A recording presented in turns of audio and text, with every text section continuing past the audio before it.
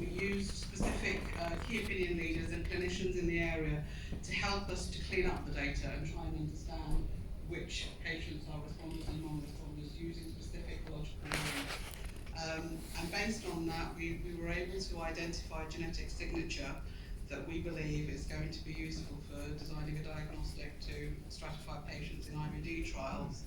And we're currently validating that using a trusted research environment with much more data to make sure that the findings that we found in this smaller cohort is actually validated using a larger cohort. So that's just a couple of examples of how we use real world versus synthetic data in drug discovery.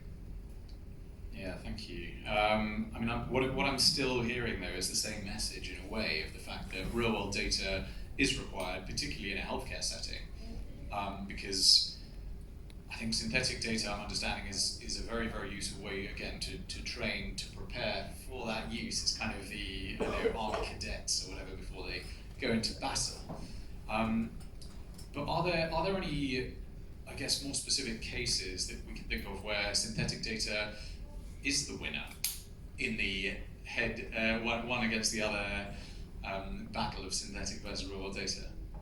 So I guess what Sam was alluding to in the case of rare diseases, synthetic data is going to be key in terms of helping to,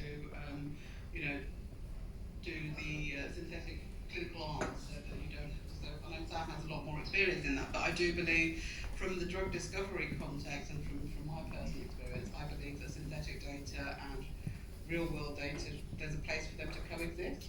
And all sort of artificial intelligence that we're working on at the moment should really be working to validate one over the, one with the other, rather than using one versus the other. And I think that's where the future is going to be. So perhaps just if I can pick up that point briefly, I think the areas you mentioned like that, maybe we'll come on to those. I think sort of future innovation in that space, there's a lot to discuss. I'm just going to sort of echo some of the things you said about some of the challenges that you face in clinical development, whether that is, sort of identifying responders, stratifying, choosing endpoints for trials. There are quite a lot of modelling in clinical development that's not necessarily part of the regulatory process, but which is key to the onward journey. And my experience working in that space and trying to bring machine learning into that space is that one of the areas of utility can be in situations where the data that you have that may have come from particular real-world data sets or from early clinical trials may not be representative of the entire population of disease sufferers, the intended use for your product. And in the past, back in the days where, for those of you with an AI background, sort of generative adversarial networks, autoencoders, these were becoming big. Actually, there was success in using this to augment the data sets that were used to train such models for this, that then could be carefully validated and show that there was some utility in that. So that's maybe an example. Again, it's not sort of completely changing the world, but it's using synthetic data to actually produce a better machine learning model to do something useful during clinical development. Yeah, because that's something that, I don't know, makes me feel a little bit uncomfortable. If we're training artificial intelligence, surely we want to be training it on real data, because artificial intelligence is only as good as what's gone into that brain of a machine. So if we're putting in essentially data that we've made up, a kid's entered into an Excel that was left open accidentally, is that going to be a worse AI system? Is that going to be a worse machine learning model? Shall I respond very quickly to defend the point, perhaps, before you? So I think you're absolutely right. I mean, I think there's a difference between using it during training and then using it as part of the validation of a model. I think that's the critical thing. With machine learning, you still have the ultimate test of how well does it work in practice on real world data. So that's probably the sort of part, the sort of main part of that answer. I'd say there's also a long history of using different ways to augment data sets in machine learning outside of such critical areas. So that it's an area where there's some literature to draw on, perhaps. But let me hand over for a complimentary. So I think synthetic data is interesting. I think it's a double-edged sword as far as I'm concerned. I think there are huge benefits with it, but I think you have to be very careful, because when you're generating it, you may be missing bits of information that are actually crucial to the algorithm. then you may end up with unintended consequences. But there is a place for it. It is very useful. I draw the sort of parallel of self-driving cars. So would you trust a self-driving car that was just trained in a very basic simulation?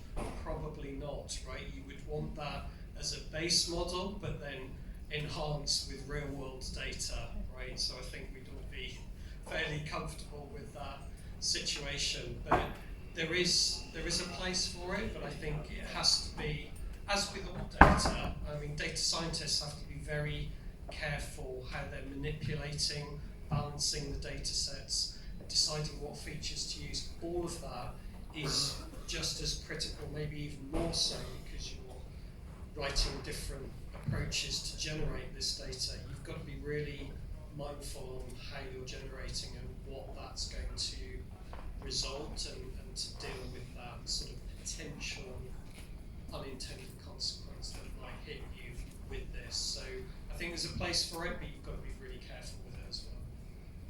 Thank you. And I think I'd be intrigued to hear your thoughts, because there's one thing now brewing in my mind here, which is in fact plenty from this discussion.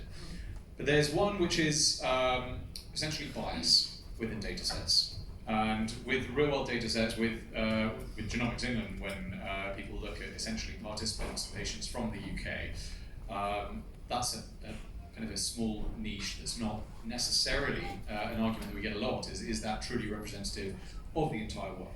Can you make a drug tailored to a population of, say, 100,000 people who are selected from the UK, who live in the UK, that could work all around the world? There may be limitations. Tim, you're in the same space as me, working with the same demographic population. What are your thoughts? So I mean, I think, yeah, depending upon, so as far as I know, from the things I've been reading over the last 2 days, mainly just to prepare, depending upon the model that you use, and depending upon sort of like the data set that you base your synthetic data on, you can end up with really quite biased and inappropriate data sets.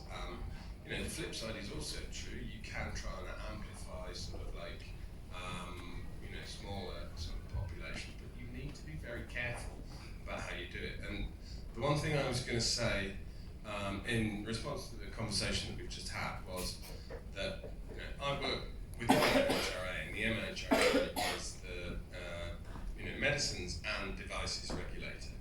And I can tell you that sort of like, you know, there are, these are questions that are being sort of like, you know, thought of, but the stage that they're at, really, the regulator, because it's a really big step to say, okay, well, we're going to allow sort of, you know, conclusions based upon synthetic data to be part of a submission for sort of like, you know, a drug licensing, for example.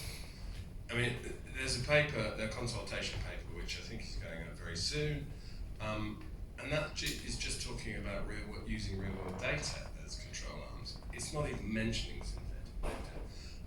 And there is some thoughts around synthetic data and you know, and its application to medical devices regulation, which is maybe sort of like a bit more advanced than that. But it's not really sort of like, it's not going to be adopted tomorrow.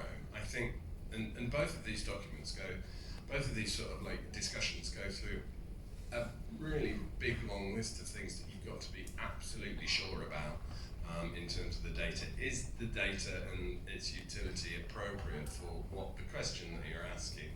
You know, all sorts of other quality things. There's a big long list in my jacket which I forgot to take out. But yeah, so lots and lots of questions have to be asked. But I do think that there is a possibility that it can be used. But if you don't have representation of the population that you want in your training data set, if you like, it's not going to be in your synthetic data. So it's not a panacea, definitely not. And you know, it's not without a lot of sort of like really hard work. It's not even sort of like an alternative at the moment, I think. And that's something that's really, really hard to address